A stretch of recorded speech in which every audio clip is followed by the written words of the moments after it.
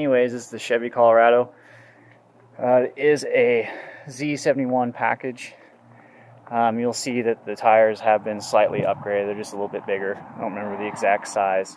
On this model, there is a tow bar up here in front. The guy who had it before had it hooked up behind a motorhome, and he'd drag it out for his hunting trips. So they claim that there wasn't that much use, but I'm going to call a little bit of bullshit on that because the seats are all dirty. Go ahead and open up inside here. Obviously, power windows. The mirror is adjustable through the finger knobs here. As you go inside, parking brake, console. Oop, camera's not wanting to focus in on it, but I guess it would help if I turn the steering wheel.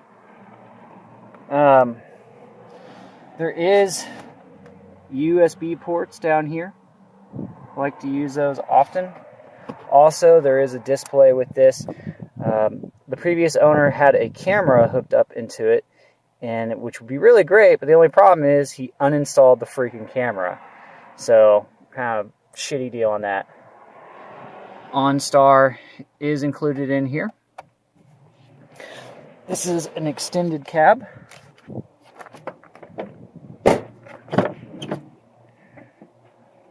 See back in here.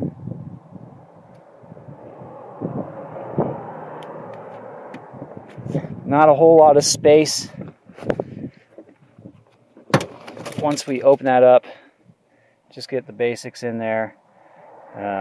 Slime jar, first aid kit, jumper cables. I think I do have some tire irons back there. One thing that comes in really handy in this is the toolbox. Opens up, does provide some utilities in there. Do have some small tow hooks right here. One of the problems or issues that I've had is this tailgate was broken, and not only was this broken, but the actual piece of metal that goes through here. So I've got it working now, but it is a pain in the ass sometimes.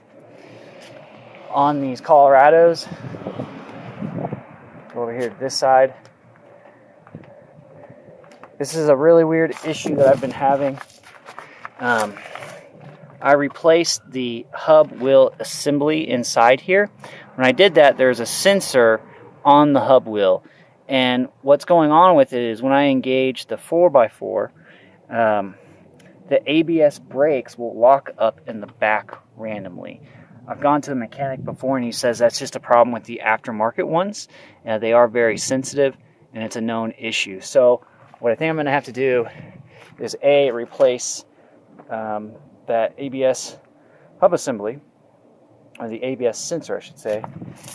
And then I want to convert those drum brakes here on the back to disc brakes. So again, it's a really weird. Two-wheel drive works fine. It's just as soon as I start up, swap it over into 4 high or 4 low, I start reversing or hard turn left, the ABS brakes kick on and they start locking up. Also, the thermostat, I'm going to have to replace that after I drive for an hour or so. It does get warm. It'll just go up to about 3/4, and then it won't boil over, but it starts giving false readings. So at first I thought it was the water pump, but it's just the thermostat for some reason is going to be false readings.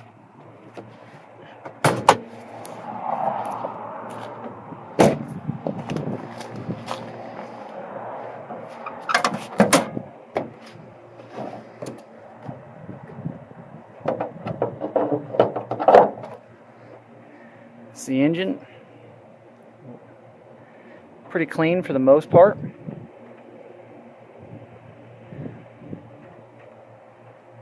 Out here in Vegas, it does get fucking balls hot, so I do worry about this overheating sometimes.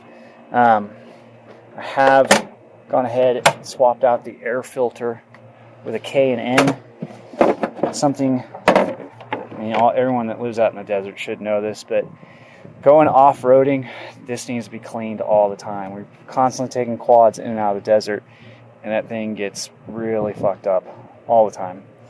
Also, for some reason for me, I have a bad fuse somewhere, and I keep blowing out my right turn signal.